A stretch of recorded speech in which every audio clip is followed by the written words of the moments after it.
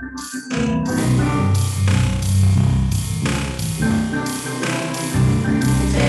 moment for your heart. Take a moment for your mind. Take a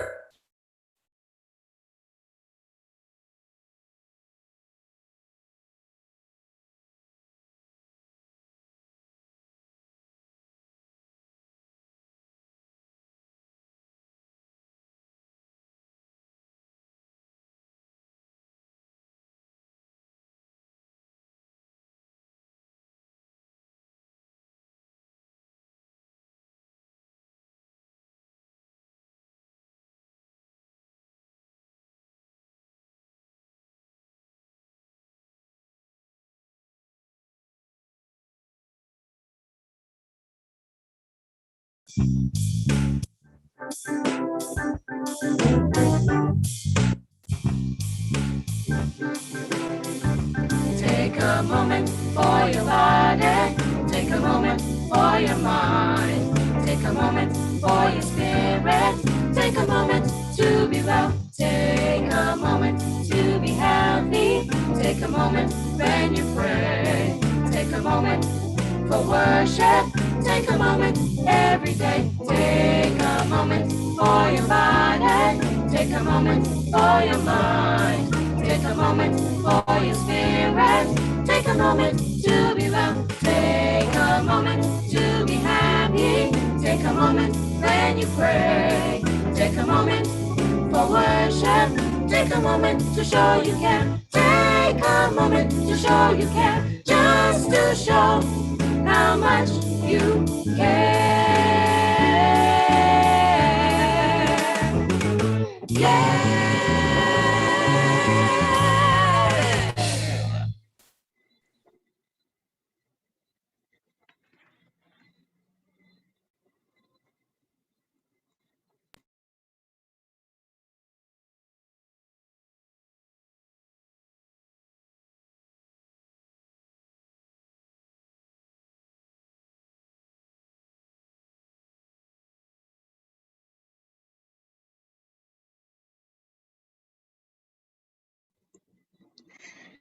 Good evening and welcome to Healing Moments, the interactive program with you in mind.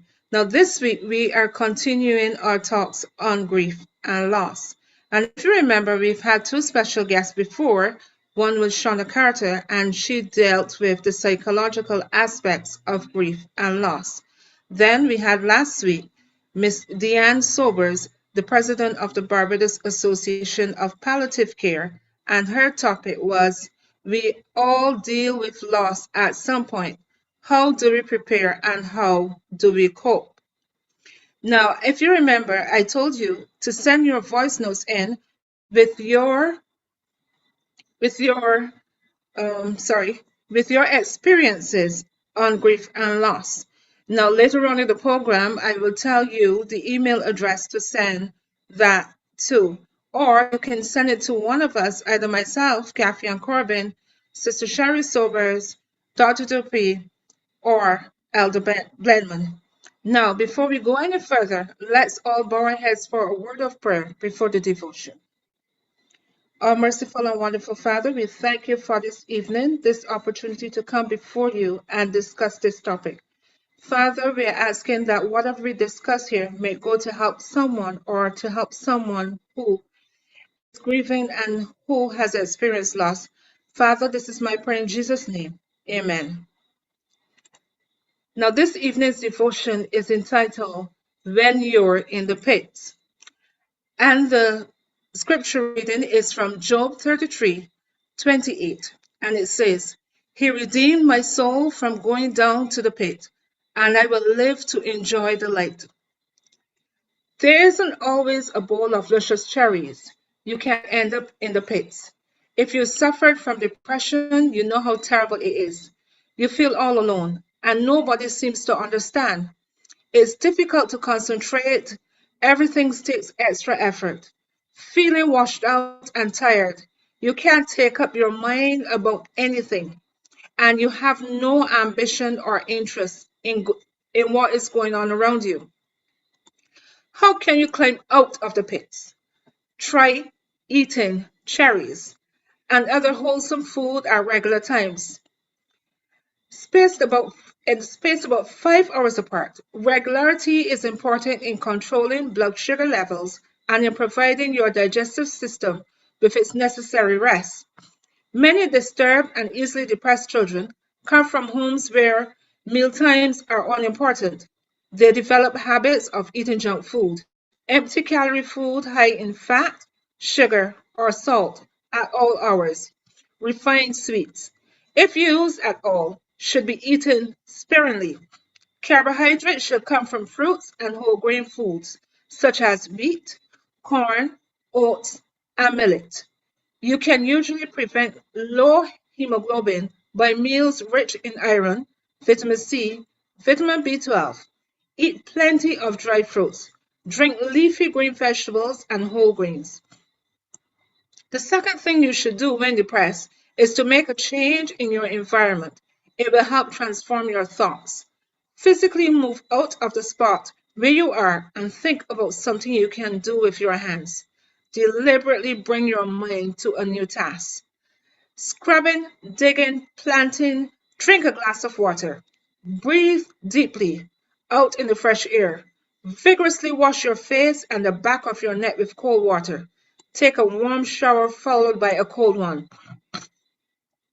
Any of these mechanical methods will tend to shift the circulation of your blood and the firming patterns of your nervous system and make it easy for you to use your willpower to take the positive, wholesome, and rewarding experiences of your life.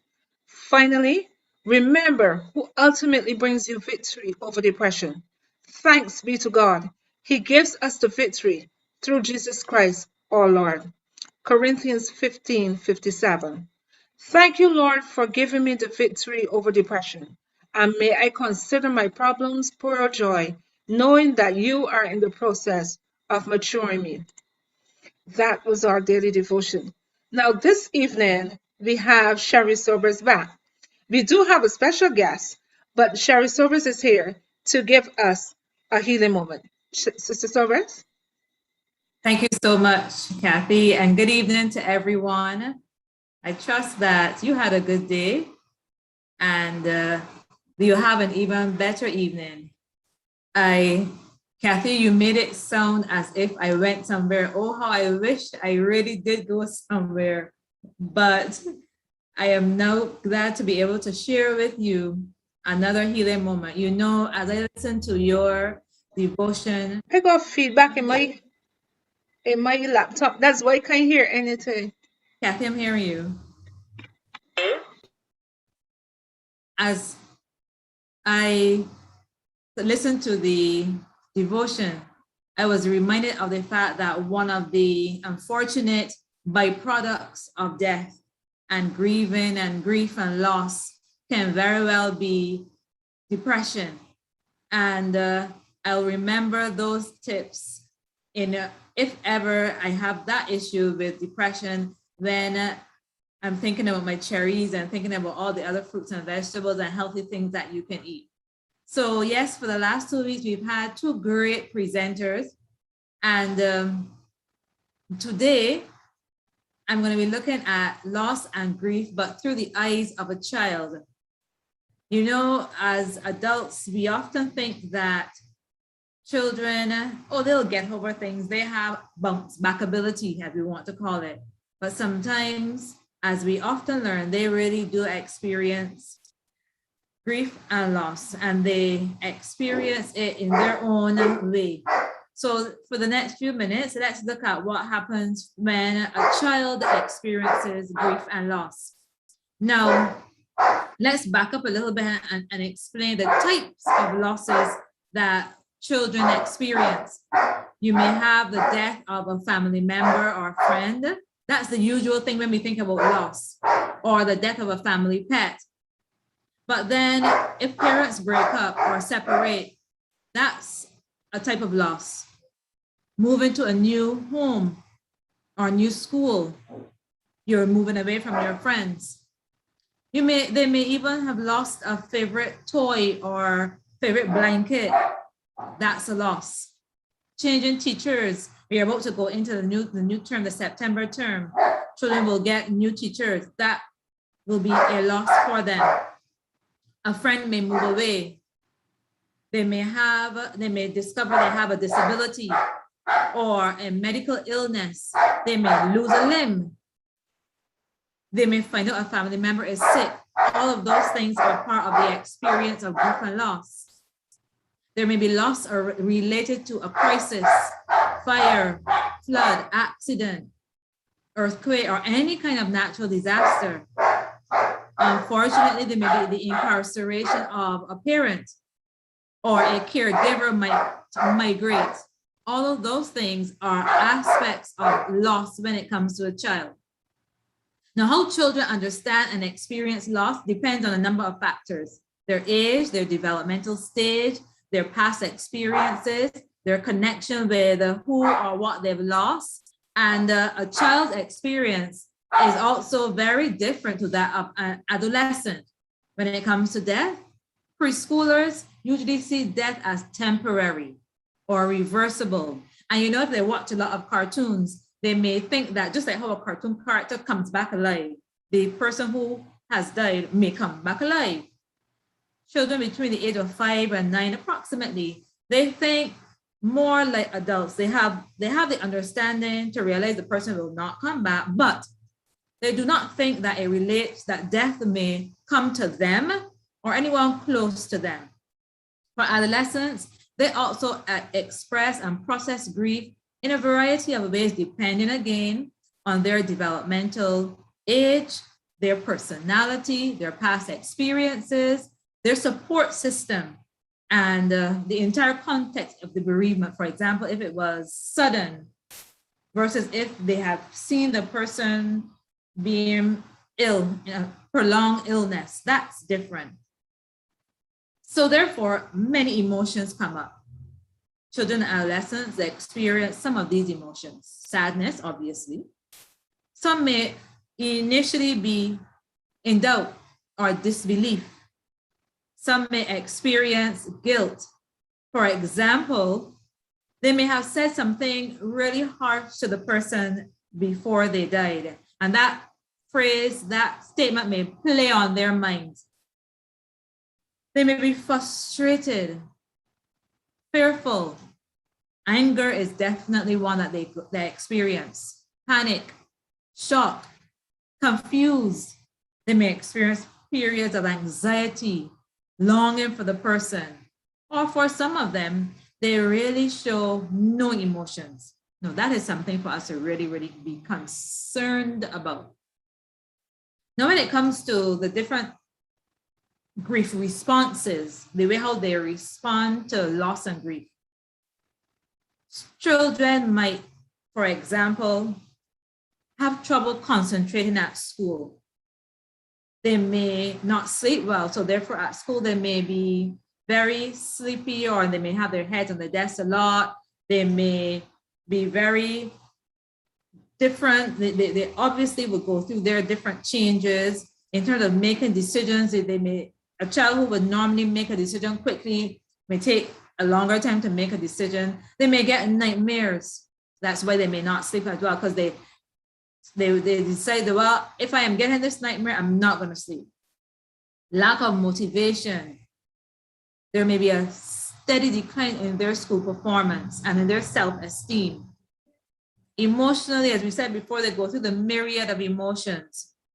They may cry 1 minute, then play the next, and then feel guilt in having those varied emotions. They may be unsettled. They may express anxiety about their safety. If it's a parent who they've lost, then they begin to wonder if the other parent will go as well. Physically, they may literally feel sick. They may often experience headaches, stomach aches, tiredness, lack of energy, or some of them may become extremely hyperactive, again, depending on the child. You may also notice changes in their eating habits, as well as I said before, their sleeping habits. Spiritually, they may become even more curious about death and dying.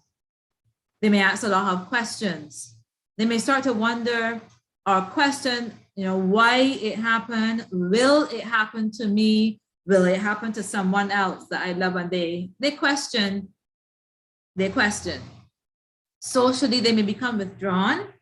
They may decide or determine that they don't really want to be around their friends. They may have no problem being around their family, but their friends who may not have experienced it, they may decide, I want to be around my friends and not my family. Again, depending on the age, depending on the child. A younger child may become clingy, very dependent. Or if it's an older, for example, an older adolescent, that older adolescent in the loss of a parent may determine that he or she has now become the adult in the home and want to take on that role. Behaviorally, we also see they go through challenges. Sometimes they lash out. When they try to get the care that they think they should need and they don't know how to express it well, they lash out and their behavior can become very demanding. Themes of death may show up, for example, in their drawings or their play, when they're doing pretend play. All of those things may be their way of responding to their loss. For adolescents, it's basically the same thing. They experience shock and disbelief. Their behavior is disruptive. Sometimes they end up finding, sometimes when you have a child that comes before you and you find out that the child has lost a grandparent who they absolutely adored, and the child is just fighting, or at school, sometimes the children will say harsh things to each other, and one may mention something derogatory about a mother or a father. Children have this habit of doing this. I don't understand why, but they do it. And a child who has recently lost a mother, another child telling them something about their mother, well, yes, they will get crazy, as it were, and lash out on the child. And when we dig deeper into the situation, you realize that the child is dealing with that loss. There may be increased need of attention, concern about the changing environment around them, again, feeling unsafe. They may change their values. They may question what's important in life. And for some of them, if they, again, with the loss of a parent, they may constantly feel the need to check in on the surviving parent just to make sure, again, they want to take up that adult role and checking on the parent that is surviving. So with a lot being said, how can we help children and adolescents maneuver their own grief and loss? Well, sometimes we as the adults are experiencing that grief and loss as well. Let's offer support, reassurance, a comforting environment. Find time to do things together, enjoyable things. Acknowledge or help them to own their emotions. Help them to identify them. Help them to understand the difference between anger, frustration, disappointment, and be able to work through the emotion. For those who may be feeling guilty, let them know it's not their fault. Help them to create a way to memorialize the person, whether it is a memory box or anything creative, a diary, a special book, a special place in the home where they may put things that relate to the person, something that helps them in a positive way to remember the loss that they would have had if it is a person. Ask them, allow them to ask questions, have that conversation with them. Encourage them to talk to an adult. Encourage them when they're at school, if they're not feeling a certain way, to talk to their guidance counselor. If they're in a primary school and there is not a guidance counselor there, they can talk to their teacher and they can have that open conversation. Talk out your feelings. Don't keep them bottled up inside. Include them in decisions that would affect them and their future. For the parents who know that the child has been significantly affected by a loss, let the school know, please. Because many times we hear, by the way, let the school know what's happened, what has happened. so that we can provide that additional support. Let the children know that it's okay to be happy, sad, anything that, whatever emotion they're going through. And it's always good to remember the good things about the person, to remember the good times with the person. Encourage them to spend time with their friends and help them to find ways to express their feelings through either play, writing, drawing, music, whatever they like. So we just want to remind you that, you know, yes, as adults, we experience grief, but as children and adolescents experience grief in their way, let us help them, let us reassure them.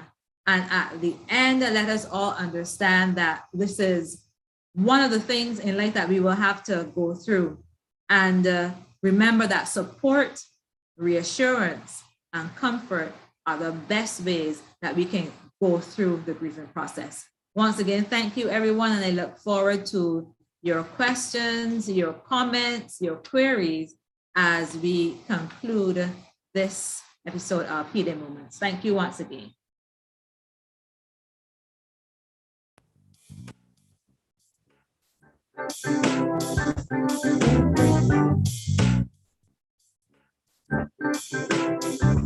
Take a moment for your body. Take a moment for your mind. Take a moment for your spirit. Take a moment to be well. Take a moment to be healthy. Take a moment when you pray. Take a moment for worship. Take a moment every day. Take a moment for your body. Take a moment for your mind. Take a moment for your spirit. Take a moment to be well. Take a moment to be happy. Take a moment when you pray. Take a moment for worship. Take a moment to show you care. Take a moment to show you care. Just to show how much you care. Yeah.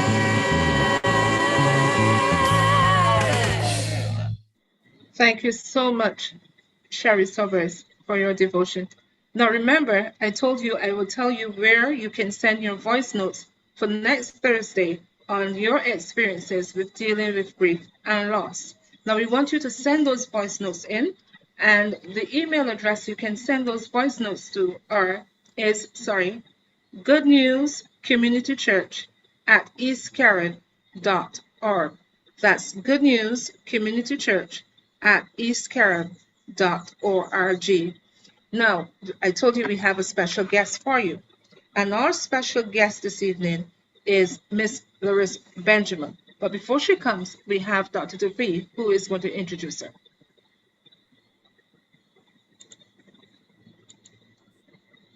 Good evening. Hope that you can hear. This evening, I am very pleased and excited to have a good friend of mine, Dr. Loris Benjamin, to talk to you about the neurophysiology of grief.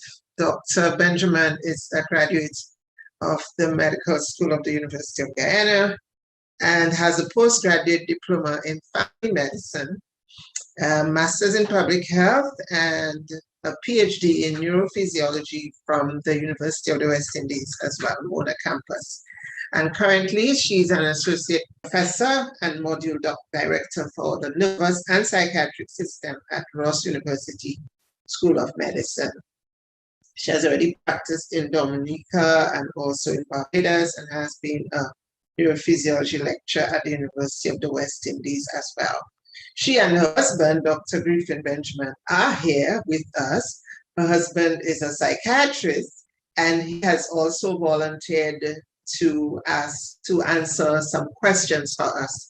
And since he's here, I'm sure that we would bring him back some other time to talk about the psychological or psychiatric aspects of the other topics that we will be discussing later.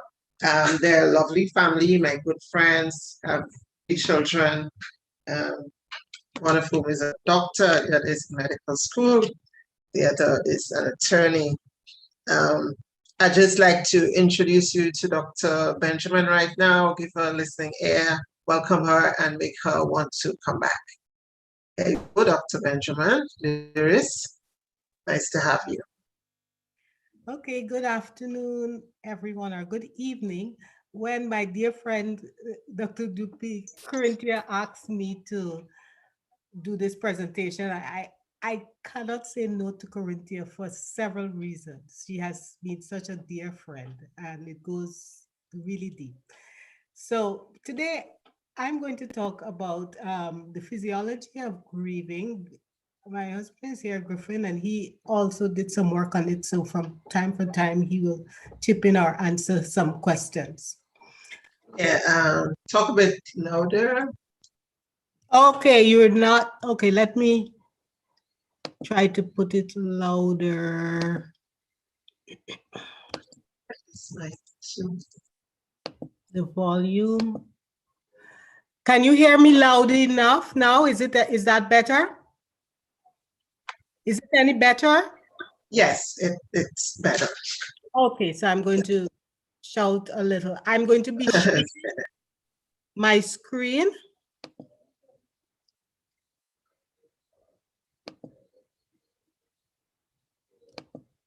Okay. All right. So can you see my screen? Physiology of Grief? Yes, we can. Okay, lovely. All right. So Ms. Sobers just spoke about some of the effects that children would be experiencing when they're going through grief. But before that, I'm just going to ask you, how many of you have experienced grief? Seems like a silly question, isn't it? Or all of us at some point of time has experienced some amount of grief or some amount of loss, depending on whether it's a parent, whether it's a friend, when it's an opportunity, it may be a job, it may be a relationship, it could be so many things. So what are some, and I like to be interactive in my teaching. So what are some of the experiences that you have had during that time? When you experience that loss? You cry a lot. You Yes. get depressed. Yes, I'm here crying a lot, feeling depressed. Lovely. What are the feelings Angry. you have? Not eating. Not eating. Not eating. What are the feelings you had?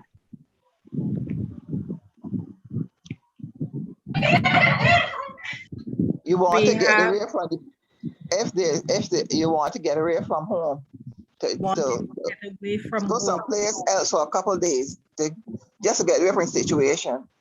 Yes, yes, yes. Anyone else during a loss of, or you want to share what you lost, or if you don't want to share what you lost, what other feelings that did you experience? we have quite a few coming in the chat. Dr. Benjamin, one Okay. of them says deep, deep sadness. Okay. And we have another one that says anger. Deep sadness, anger. All right. So if we go back to what the psychologists and the physiologists would refer to, there's what we call the Kubler-Ross grief cycle. There's something that denial. So let's say, for example, a close, or just take it very close to home, meaning like, for example, just imagine that a very close friend died from COVID.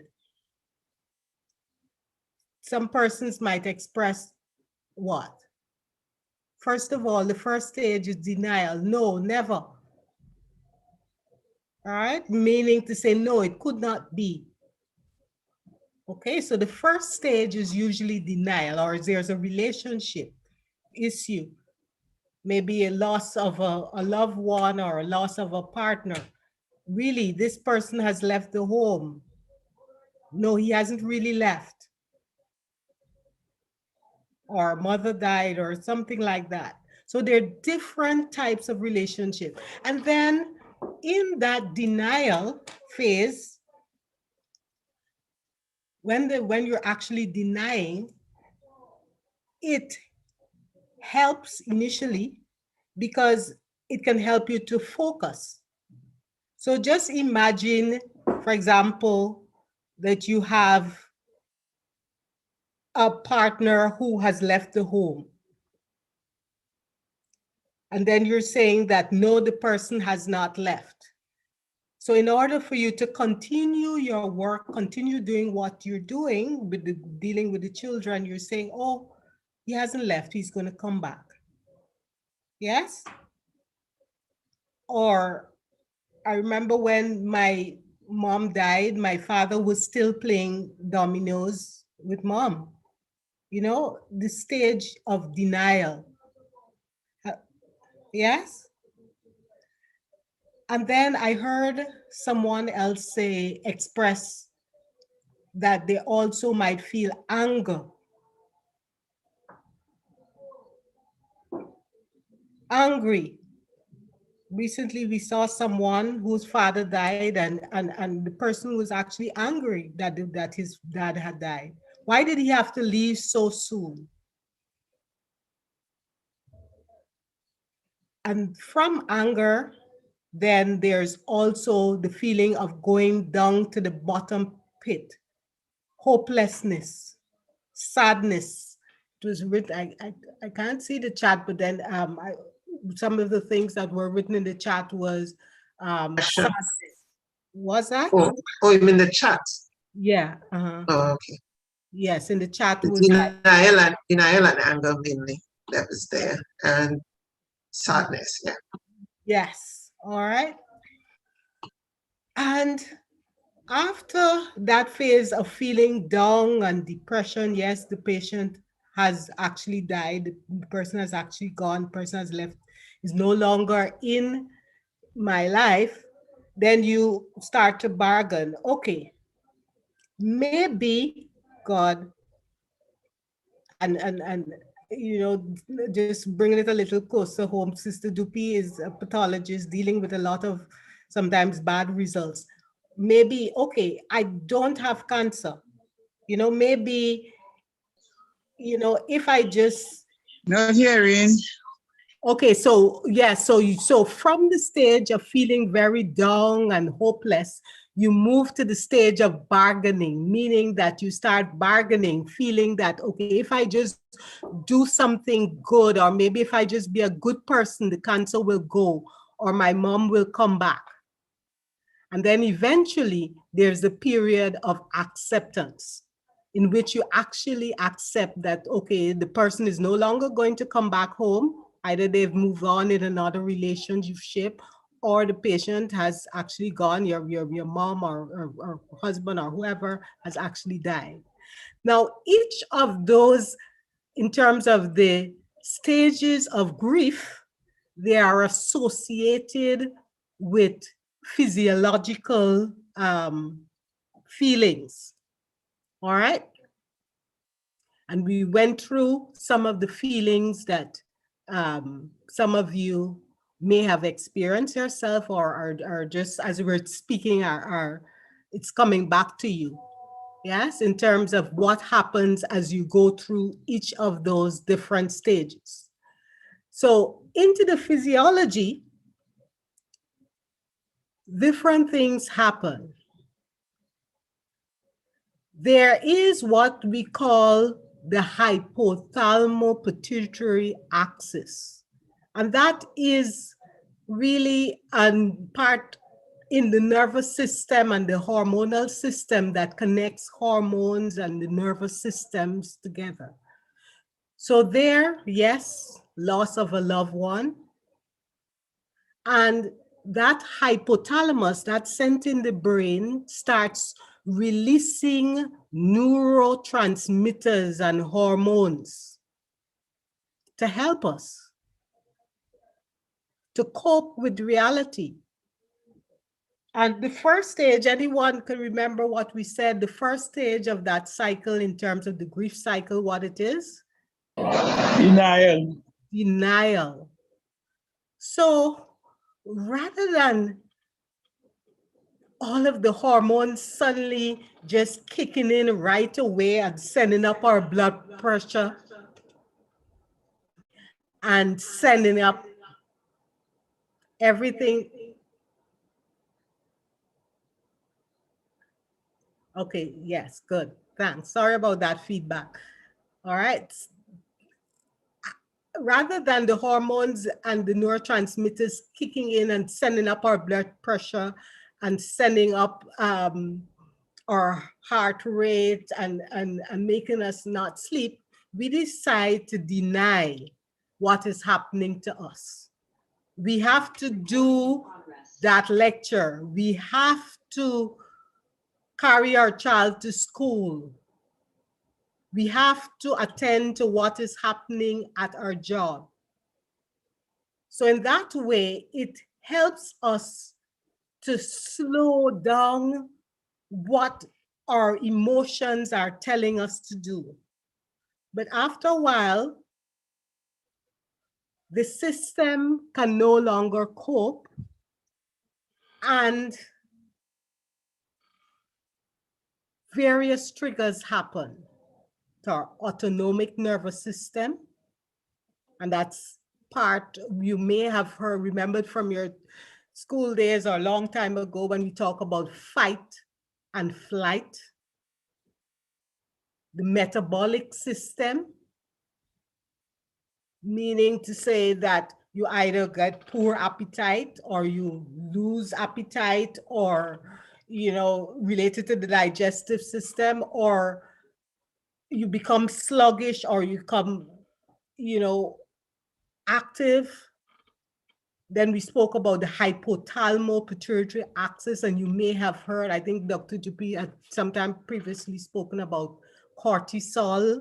There are different hormones. One of them we're going to talk about is cortisol.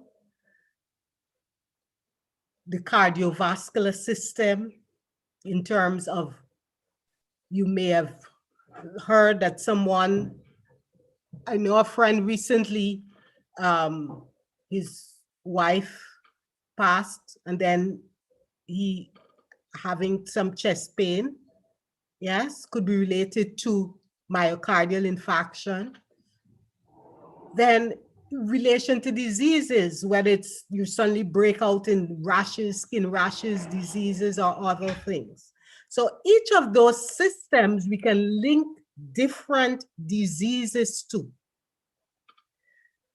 So as we are there, and after the denial, some persons experience anger.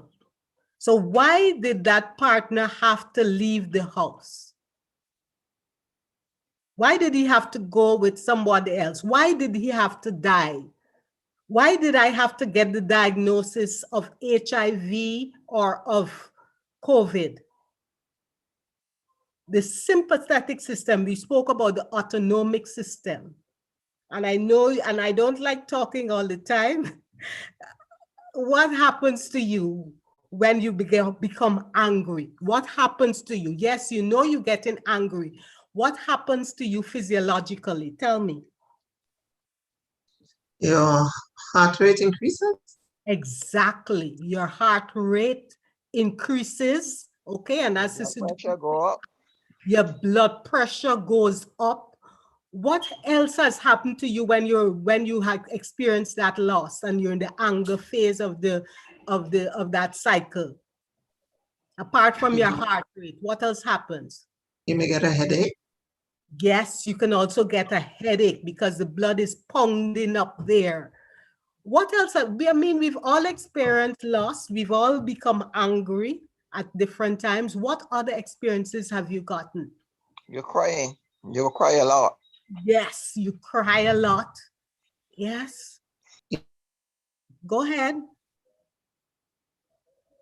Someone was saying something else? It's If the you- butterflies in your stomach. Butterflies in the stomach. You rage and fuss, you become fussy.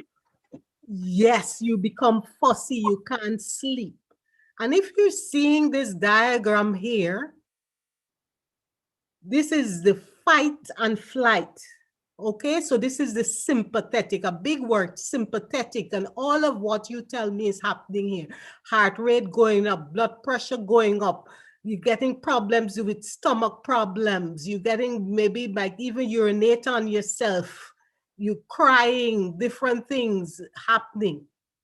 Okay, because you're so angry about what is happening. And if you continue further in terms of pressuring the heart, all right, so I just need to go back a little, all right, because I'm going a little too fast. Yes. All right, so if you go back a little in terms of pressuring the heart, you end up with heart attack, high blood pressure, ulcers, cancers, as opposed to, yes, someone was saying something? Yeah, some people even drink, turn to alcohol. Exactly, they turn to alcohol and drink. And some people eat a lot and some people can't eat.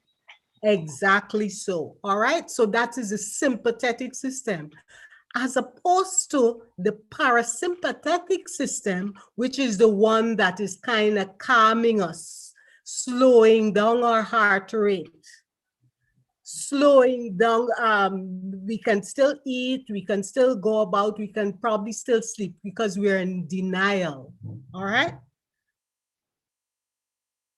So we move from denial, we move to anger. And then after anger, in terms of that grieving process, what else can happen if it's not handled properly? Dr. Benjamin, we have a comment coming from YouTube, and that person is saying you can also take out your anger on others. Yes, thank you very much. You can also take out your anger on others. All right. So that's why it's very important to control the sympathetic system. You can commit on others, meaning you commit a homicide, or on yourself, on suicide. But if it goes towards that, it goes to the other part of what we're talking, the other stage in terms of that cycle, the grief cycle. Yes? From denial, then to anger, then to, what's the next stage we said? Depression. Depression. Right? So the person gets really low and really depressed. Okay, so apart from can't eat one meal, they can't sleep, it might prolong, and then the other Dr. Benjamin will explain more about the patients that he will see with depression in terms of when it's prolonged more than 2 weeks and all of the different issues. So it moved from just denial to getting angry, and then that you're just in bed, you can't do anything, you can't do the work, you can't give anything or anything else like that.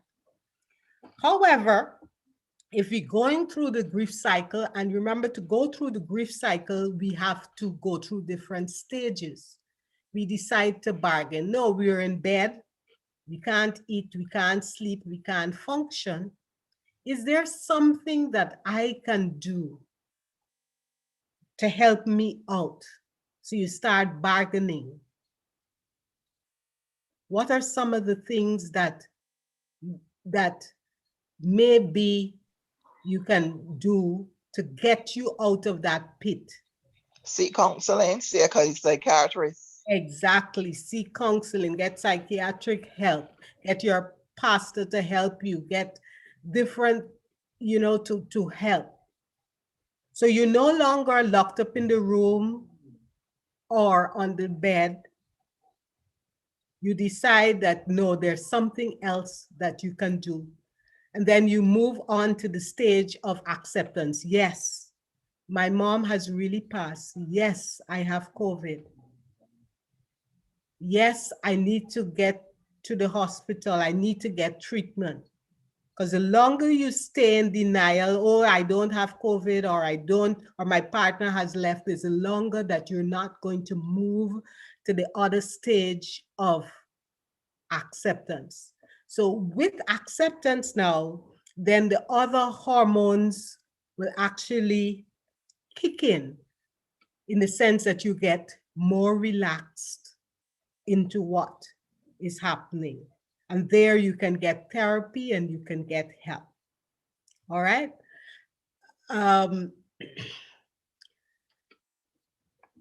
Now, I spoke a lot about this sympathetic system in terms of what is happening.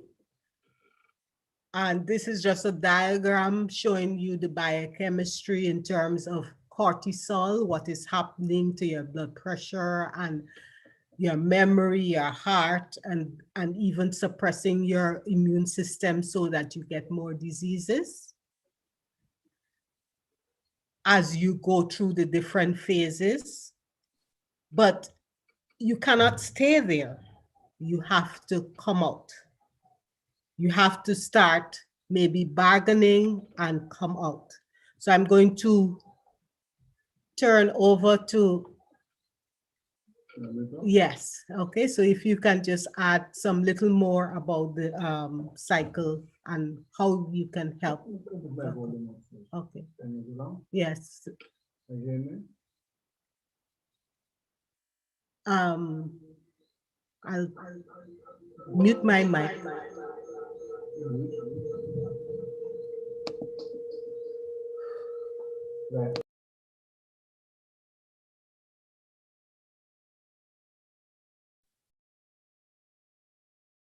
Is Dr. Benjamin going to say something? I'm not seeing him or hearing him.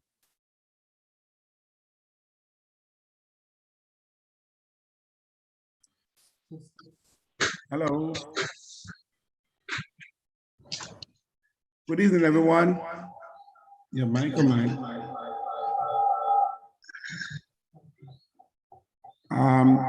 There's an echo. There is an echo. You both from our. Okay, well, let's Okay, I'll stop sharing.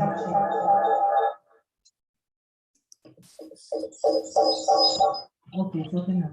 Ken, what's happening there? We're seeing Lyris Square lighting up. I'm hearing you, but I'm seeing Lyris Square looking like she's the one talking. Stop sharing, Lyris. Okay. Stop sharing, Lyris. Okay. Everybody's okay? Hello? I'm hearing you, Benji. Very clear. Well, I don't know. My wife asked me to join the discussion. And so what may be necessary for me to talk about really is the fact that we all grieve, and grieving is a necessary process. Unfortunately, many of us do not prepare for that inevitable part of life. We wake up every morning and we have meals every day, and we drive around and we swim around and we walk around, we fly around. But somehow or the other, we don't plan for one of the possible outcomes of how we live our life. Death is inevitable. So we'll all live and we'll all die. There's one certainty. Unfortunately, we are not prepared for it. And what I would like to say is that when we lose things that are important to us, we should expect to mourn their loss. We should expect to have some pain at letting them go. So if you look at it as a reality that we love something, it's not like good riddance, you're gone. That's not normally what makes us grieve and suffer the loss. We usually suffer loss when the thing that we value, we lose.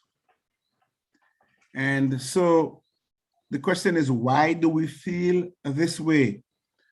We feel this way because we can do two things when we lost something we value. We can hold on to the dead, or we can embrace the future. Now, it's very crude to tell people, move along, let go the person or the thing that they have lost. But in reality, grief is about letting go and moving towards the future. It's an honorable thing to do. It is something that makes us, I always have to talk at the time that groups of people lose loved ones, and I would say, we must organize. Now that the person is there, we have to give them some respect, say some respectful things. We have to show them how much we respected them, how much we valued them. We have to do things that they would be very pleased with us about. So it's an opportunity to recognize the value that person had in society. And we must do everything. We must do some rituals. What are the rituals we do? We do, well, I don't know what happened in Barbados. I assume people visit the homes of families that have lost their loved ones. I assume that people who love you the most are the ones who call you the most. I assume that we organize the goodbye messages. We organize the funeral. We ensure that the person gets a very good and expensive send-off.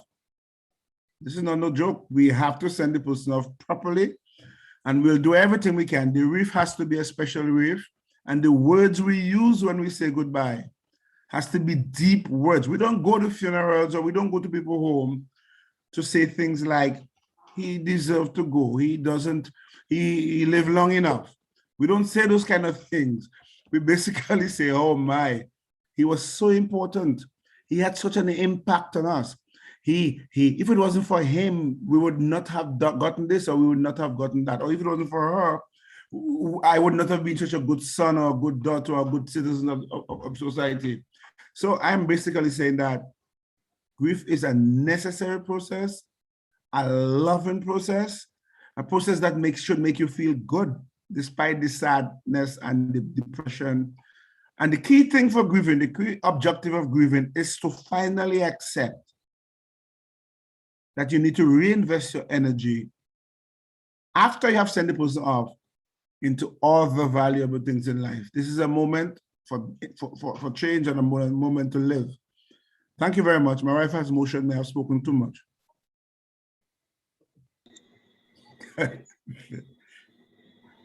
I want to thank both of you for giving your presentation. Now, we will entertain one or two questions, but before we do that, I have one comment coming from YouTube, and it says, the person can experience extended periods of depression and withdrawal, and it is not that easy to let go.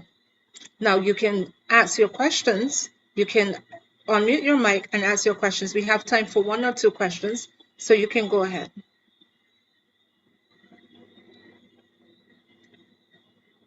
Okay, since we don't have any takers, I do have one question, and that is, how can you explain to a child that the person they're accustomed to seeing is not ever coming home?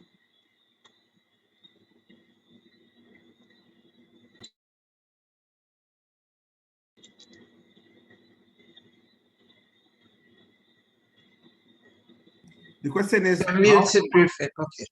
the question is, how can a professional or a mom or a dad or a loved one explain to a child who has lost a loved one that loved one is not coming home? It's not an easy thing to do whatsoever. But let me tell you this, children are much better at being told the truth, that something has changed in their life. And there is a different age gap in how they respond, of course. A child below 6 or 7 years, accept that things will disappear. More or less, things will disappear and may not come back.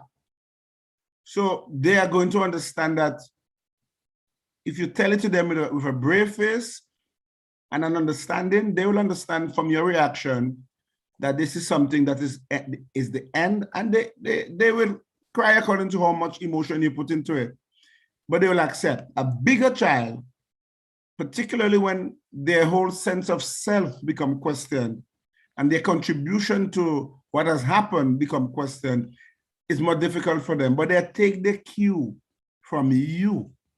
So if the question is asking me, how should I talk to my child or any child? The answer is, remember, if you react bravely and with compassion and understanding, the child is going to exhibit the same kind of reaction. That's my best answer to this question. Thank you so much. I want to encourage each and every one of you to join us again next Thursday at 6 p.m., where we will have another healing moment. Remember that we're looking for your voice notes on your experience on grief and loss, and you can send that email to Good News Community Church at eastcarib.org. Or like I said before, you can either contact myself, Kathy Ann Corbin, Dr. Dupree, or one of the other panelists, Sister Sherry Sobers, and they can tell you how to send it. I want to thank you so much for joining us on Healing Moments. We look forward to seeing you next Thursday, where we will listen to your voice notes and have a discussion on them. Before I go, I want to leave you with this quote which says, "Feel it. It's going to hurt. But every moment you're sobbing, you're doing the work. Every moment you're hurting, you're healing. The only way out is through." Thank you so much. And until next Thursday at 6 p.m., have a healing moment.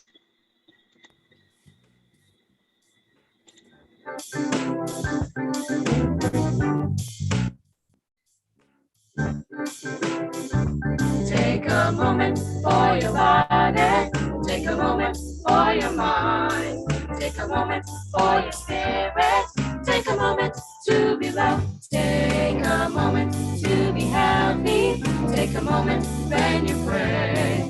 Take a moment for worship. Take a moment every day. Take a moment for your body. Take a moment for your mind. Take a moment for your spirit. Take a moment to be well. Take a moment to be happy.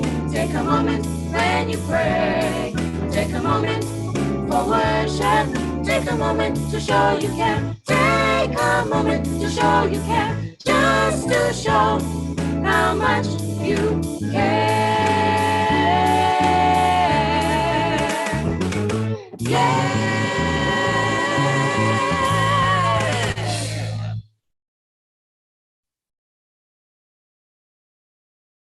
Hi, everybody. Thank you.